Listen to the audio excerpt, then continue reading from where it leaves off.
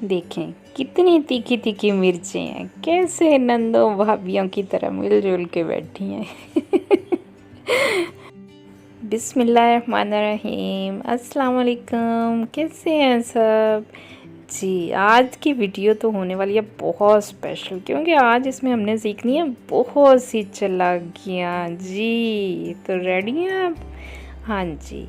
अब ऐसे करें कि आप आलू लें, उनको काट लें। काटने के बाद आपने उनको सादे पानी से एक बार फिर धो लेना है जी। उसके बाद आप इस को किसी कपड़े के ऊपर डाल दें, ज़रा खुश्क हो जाए ताकि कटे हुए आलू पानी जो है वो खुश्क हो जाएगा। उसके बाद आपने इसके ज़ख्मों पर छिड़कना है चुटकी भर नमक और थोड़ी सी लाल मिर्चें जी। आप चाहें तो इसको हल्का सा काली मिर्च का भी फ्लेवर का टच दे लें, या आपकी अपनी मर्ज़ी है। फिर इसको आपस में थोड़ा सा मिक्स करें।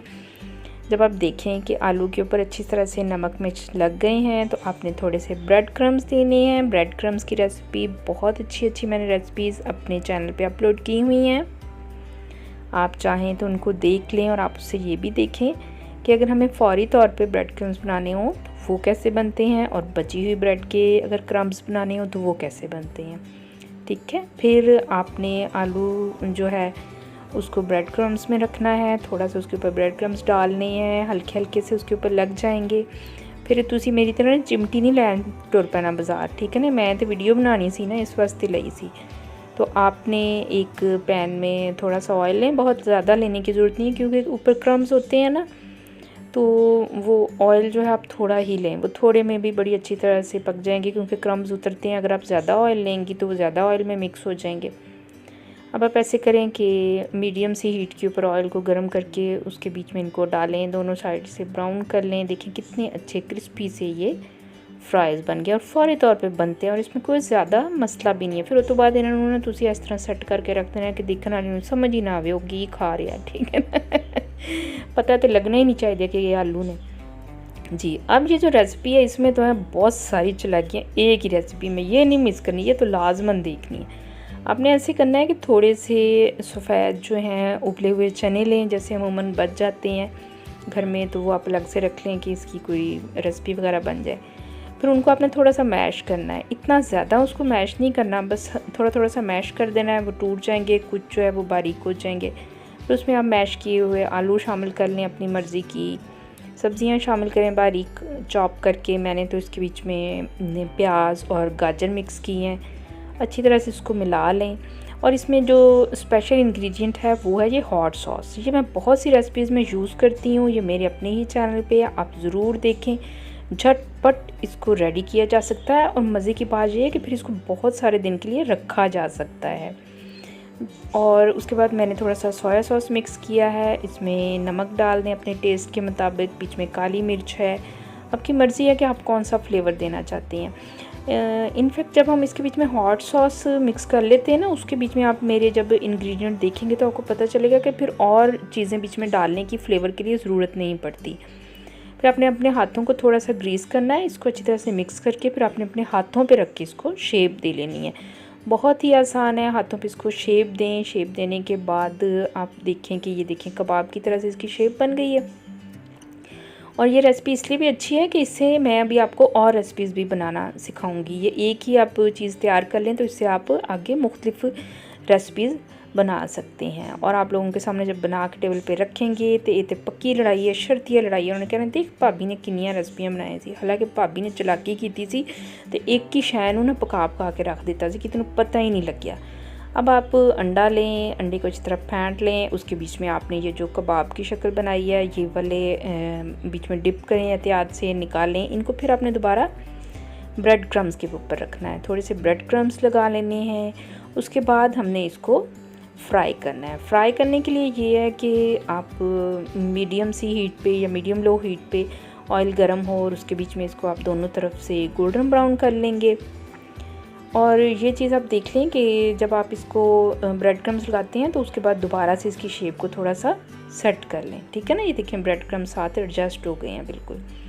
आपने इसको ज़्यादा नहीं पकाना, बस क्रिस्पी सा ऊपर टच आ जाएगा, गोल्डन ब्राउन हो जाएंगे तो आपने निकाल ये देखें दोनों तरफ से कितनी प्यारा सा उनका गोल्डन ब्राउन सा कलर आ गया है और कोई मेहनत का काम नहीं है। कितनी आसानी से झटपट से हमने इतनी अच्छी सी एक रेसिपी बना ली है।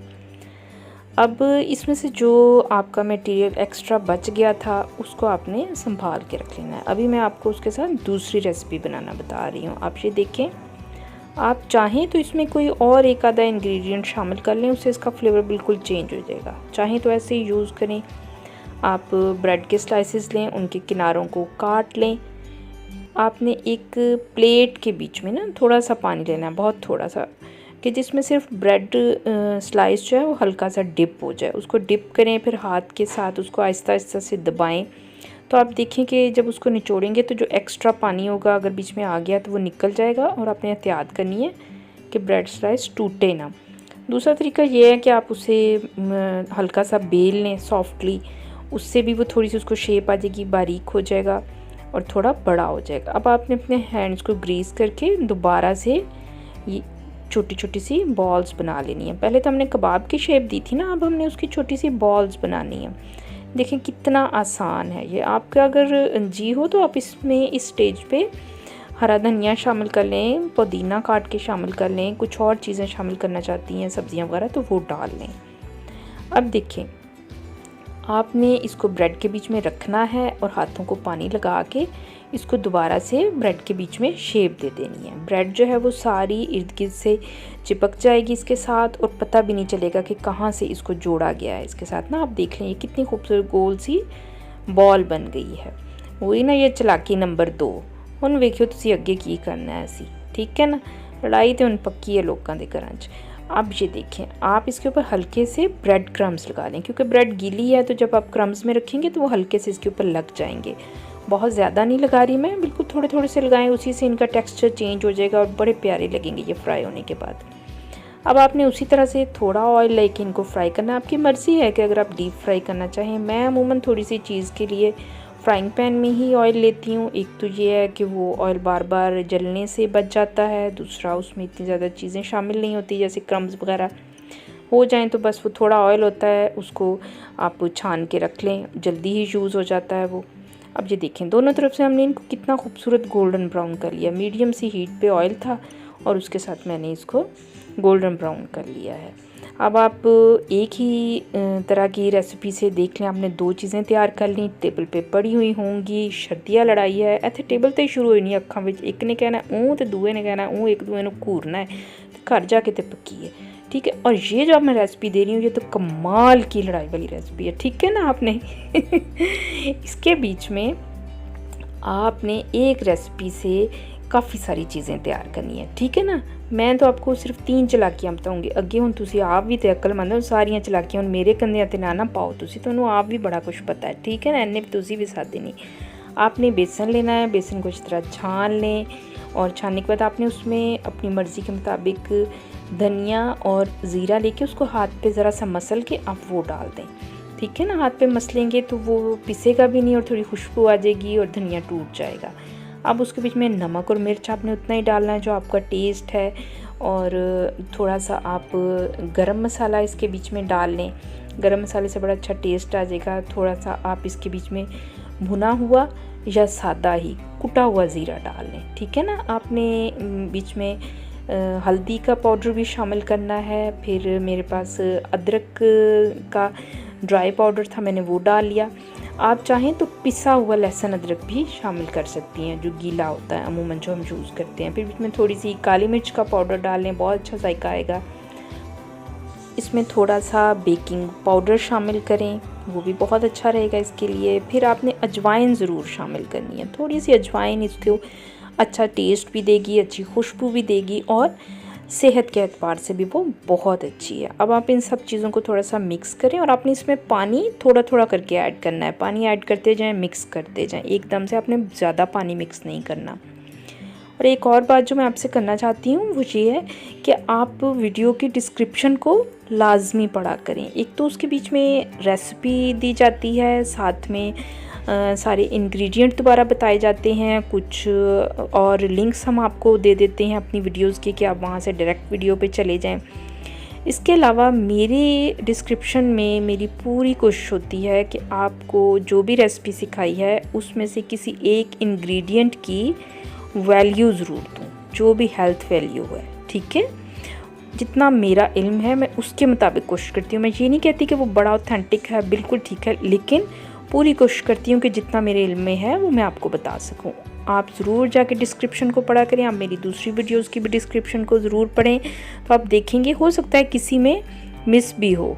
वो मिस इसलिए होती है क्योंकि एक ख़ास लिमिट है हमारी कि जिसमें हम लिख सकते हैं डिस्क्रिप्शन के बीच में कुछ ना कुछ, और अगर वो लिमिट हमारी जो है वो लिंक्स के साथ, डिस्क्रिप्शन के साथ और हमारी रेसिपी और इंग्रेडिएंट के साथ फिल हो गई है तो फिर हम मज़ीद कोई चीज़ बीच में नहीं दे सकते, वरना कोशिश ज़रूर होती है। तो अब ये देखें कि सबसे पहले आपने ये चालाकी करनी है कि आलू काट के उसके स्लाइस बनाने हैं, उसको इसके बीच में डिप करना है, ऑयल को आपने गरम करना है और मीडियम सी हीट के ऊपर हम ये ऑयल के बीच में डाल के इनको दोनों तरफ से गोल्डन ब्राउन कर लेंगे, ठीक है। ये चालाकी नंबर 1 थी। हले तुसी अगे अगे होर चालाकियाँ वेखनियां जी, ठीक है ना। ये छोटी छोटी चालाकियाँ आती हो ना तो ज़रा वो सुगड़ापे में इजाफा हो जाता है, काम करना आसान हो जाता है। ये जी चालाकी है ना तुसी अपनी किचन च, अपने घर च ते अपने सलीके सुगड़ापे च इस्तेमाल करया करो।